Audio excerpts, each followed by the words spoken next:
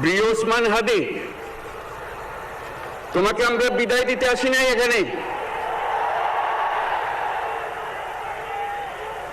তুমি আমাদের বুকের ভেতরে আছো এবং চিরদিন বাংলাদেশ যতদিন আছে তুমি সকল বাংলাদেশির বুকের মধ্যে থাকবে। এটা কেউ সরাতে পারবে না। আমরা আজকে তোমাকে প্রিয় হাদি বিদায় দিতে আসিনি। আমরা তোমার কাছে আমরা ওয়াদা করতে এসেছি।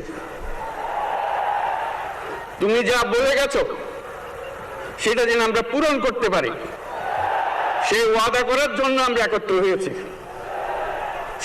সেই ওয়াদা শুধু আমরা নয়, পুরুষানুক্রমে বাংলাদেশের সব মানুষ পূরণ করবে। সেই